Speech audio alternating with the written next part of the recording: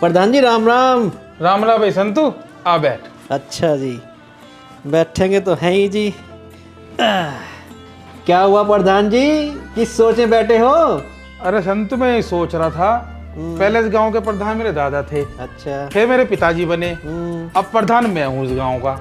आपकी तो प्रधानी खानदानी चलती आ रही है, पर सोच क्या रहे थे? मैं ये सोच रहा था हम तीनों में से प्रधानी सबसे अच्छी किसकी रही। प्रधान जी जब आपके पापा प्रधान थे तब तो मैं छोटा था, और जब आपके दादा प्रधान थे जब मैं था नहीं, तो मैं कैसे बता सकता हूँ?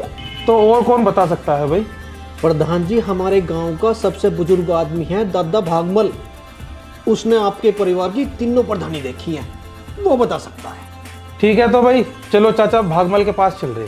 चलो जी, चलो चलो चलो।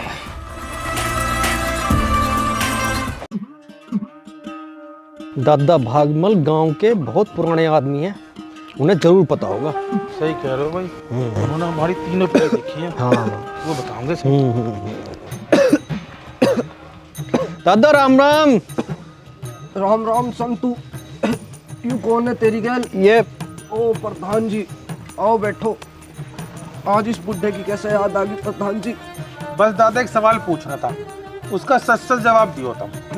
बेटा सच बोलने का तो जमाना रहा नहीं, पर पूछ क्या पूछना है? मेरे दादा की प्रधानी, मेरे पिताजी की प्रधानी और मेरी प्रधानी, तुमने तीनों की प्रधानी देखी है दादा, तो मुझे ये बताओ सबसे अच्छी प्रधानी आपको किसकी लगी? बेटा मेरी कहानी सुन ले, फिर अपना आप अंदाजा लग जाएगा। सुनाओ दादा। बेटा जब तेरा दादा प्रधान था, उस टाइम पे मैं हट्टा कट्टा जवान था। एक सेठ को कुछ गुंडे लूट रहे थे, मैंने लठ से पीट पीट कर उन्हें भगा दिया, और सेठ को और उसकी बेटी को उसके घर भी छोड़ के आया। और इनाम में मुझे सेठ ने सोने की चैन देनी चाहिए बहुत मोटी, लेकिन मैंने मना कर दिया। क्यों दादा? उस टाइम मेहनत की कमाई पे विश्वास था मेरा, इनाम की पे नहीं। उसके बाद दादा? भाई फिर आई इसके पिताजी की प्रधानी। उस टाइम मैं सोचता था कि अगर उस टाइम मैं सोने की चैन ले लेता तो मुझे गरीबी में दिन ना काटने पड़ते, कुछ पक्का घर बन जाता और कुछ ज़मीन ले लेता मैं। और अब दादा? अब की सुन ले बेटा, अब तेरी प्रधानी में विचार आता है, उस टाइम मैंने दो गलती करी। सोने की चैन भी ले लेता और उस सेठ की बेटी का हाथ भी मांग लेता, क्योंकि उसकी जान बचाई थी तो वो दे भी देता। और आज मैं अमीर भी होता और एक अमीर की बेटी मेरी पत्नी होती। दादा मेरे तो बात कुछ पल्ले पड़ी ना। पर मेरे आ गई।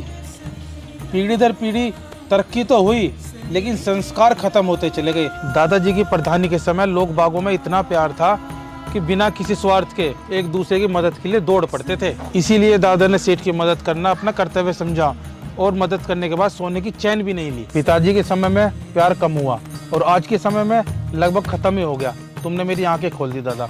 पता है ना बेटा, जैसा राजा वैसी प्रजा। दादा बिल्कुल पता है, अब एक नई शुरुआत करनी है अपने लिए और अपने गांव के लिए। चलो जी। अच्छा दादा राम राम।